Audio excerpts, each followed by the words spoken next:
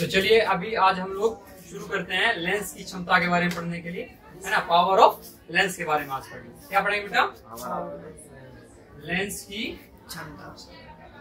Lens की क्षमता,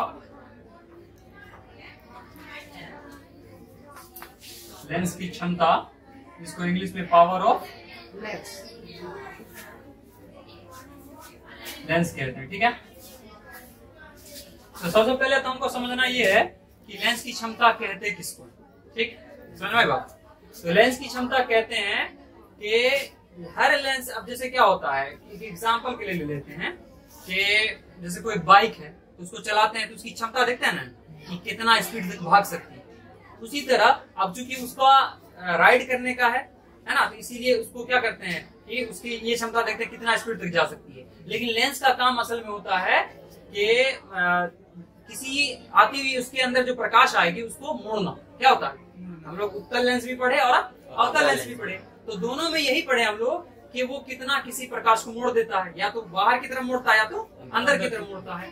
तो लेंस की क्षमता उसी कहते हैं कि किसी भी लेंस, कोई भी लेंस जो है उसमें आती हुई समांतर किरणों को कितना मोड़ता, कितना, यानी किसी लेंस की प्रकाश की समांतर आती प्रकाश की किरणों को मोड़ने की जो क्षमता होती है, जो कैपेसिटी होती है, उसी को कहते हैं लेंस की क्षमता, पावर ऑफ।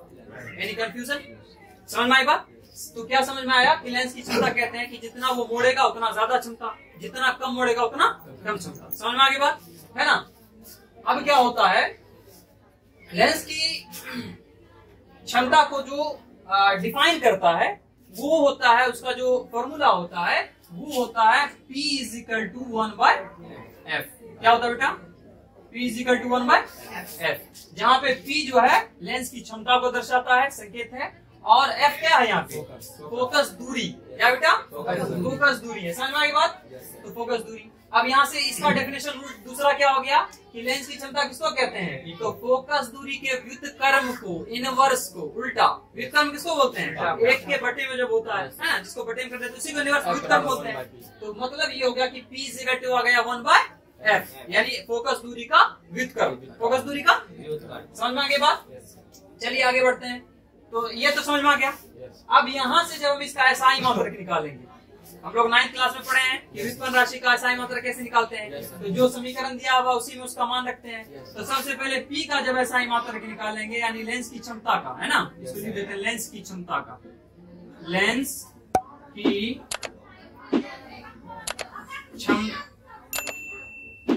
क्षमता का SI मात्रक निकालेंगे तो क्या हो जाएगा? 1 और बटे फोकस दूरी का SI मात्रक।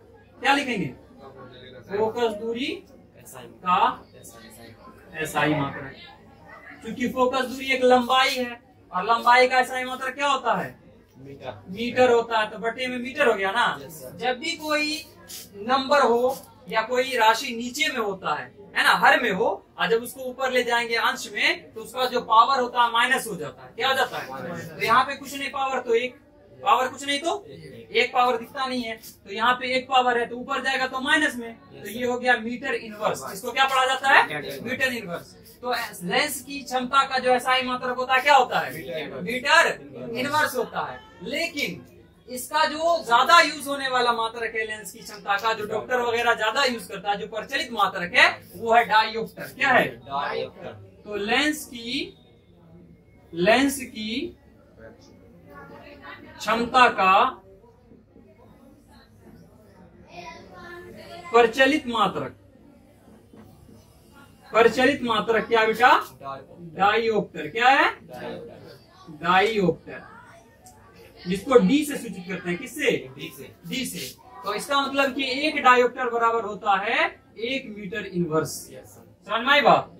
एक डायोप्टर बराबर, मतलब पता ये चला कि अगर कोई लेंस है जिसकी फोकस दूरी 1 मीटर, कितना? 1 मीटर है, तो उसकी लेंस की क्षमता जो होगी 1 डायोप्टर। कितनी होगी लेंस की क्षमता? 1 डायोप्टर। समझ में आ रही बात सबको? चलिए इतना तो समझ में आ गया। अब क्या है आगे कि लेंस की क्षमता, यानी किस लेंस की क्षमता क्या होगी, यानी धनात्मक या ऋणात्मक होगी, तो वो पूरा का पूरा डिपेंड करेगा किस पे? F पे। किस पे? फोकस पे, दूरी पे डिपेंड करेगा। क्यों? क्योंकि देखो बेटा यहाँ पे P is equal to 1/f।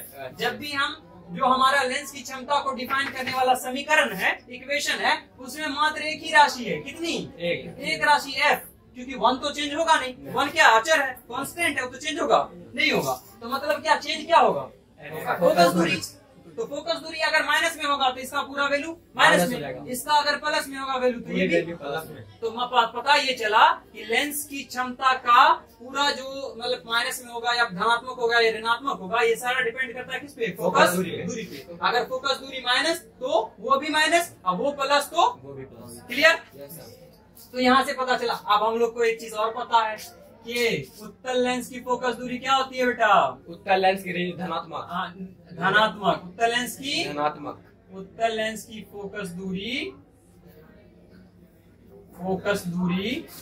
f जो होती है क्या होती है?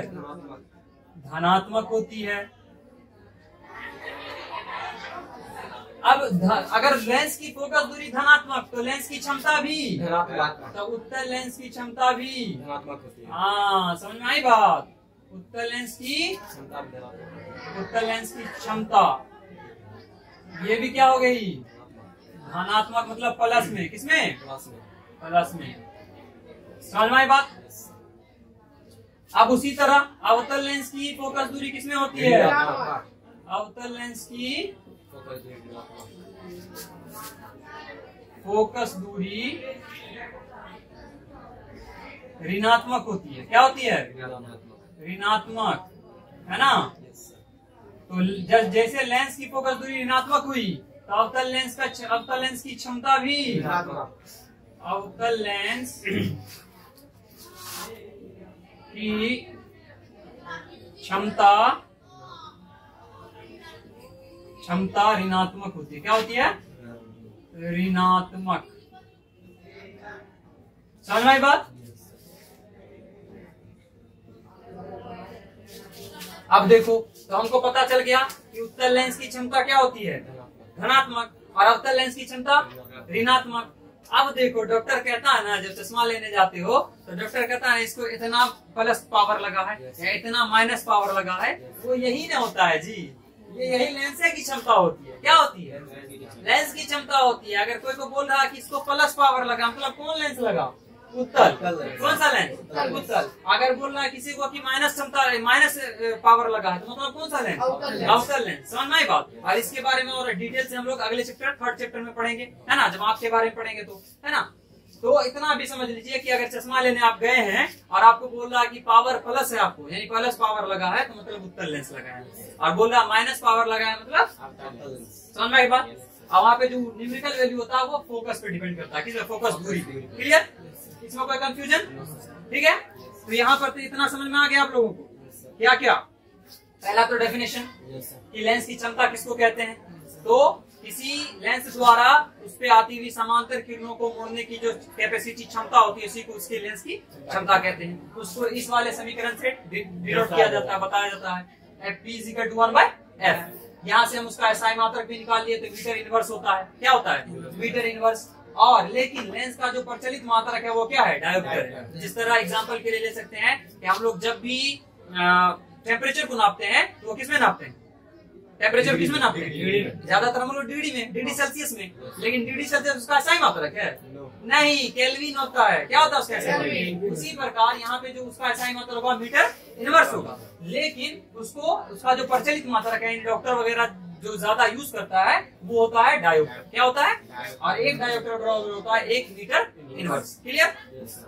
अगली बात क्या पढ़े कि उत्तल लेंस की चूंकि फोकस दूरी धनात्मक होती है तो उसकी क्षमता भी, और अवतल लेंस की जो फोकस दूरी ऋणात्मक होती है तो उसकी क्षमता भी ऋणात्मक। तो डॉक्टर कभी बोले कि माइनस पावर लगा है तो समझ जाएंगे अवतल लेंस लगा रहा है, अब बोलेगा प्लस पावर लगा है तो उत्तल लेंस। कोई कंफ्यूजन? समझ में आ गई बात? चलिए, अब यहाँ से आगे आता है एक पॉइंट कि कभी कभी क्या होता है, कुछ ऐसा यंत्र होता है, प्रकाशीय यंत्र, जैसे कैमरा, सूक्ष्मदर्शी यानी माइक्रोस्कोप, या फिर दूरबीन। इन सब में क्या होता है बेटा कि आपको एक से ज्यादा लेंस इस्तेमाल किया जाता है। वस्तुओं को बड़ा देखने के लिए, आवर्धित करके देखने के लिए एक से ज्यादा लेंस लगाया जाता है। तो उन सभी लेंसों का जो एक साथ जो वैल्यू होता है वो निकालने का एक फॉर्मूला होता है। क्या होता है, जैसे मान लो एक से ज्यादा मतलब कई सारे लेंस लगाए गए, जैसे मान लीजिए 4 लेंस किसी यंत्र में लगा हुआ है सटा करके, है ना, तो उसका जो टोटल उस लेंस का जो क्षमता होता है P वो निकाला जाता है सबके अकेले अकेले। जैसे मान लो इसका P1 है, इसका P2 है, इसका P3 है, इसका P4 है, जितना भी आ रहे, ठीक है, तो उसी सब के लेंस की क्षमता को अकेले अकेले जोड़ देंगे तो हमारा टोटल क्षमता निकल जाएगा। कोई कंफ्यूजन, समझ में आई बात? तो ये एक फॉर्मूला हो गया, इस पे भी न्यूमेरिकल बनेगा। समझ में आई बात? कोई कंफ्यूजन? तो आज आप लोगों का चैप्टर हो गया खत्म, ठीक है, और आगे अगली क्लास में अपने लोग इसका न्यूमेरिकल बनाएंगे, प्रकाश के अपवर्तन का, है ना, रिफ्लेक्शन ऑफ लाइट का क्या बनाएंगे, न्यूमेरिकल बनाएंगे। समझ में आ गई बात? ठीक है, फिर नेक्स्ट क्लास में मिलते हैं।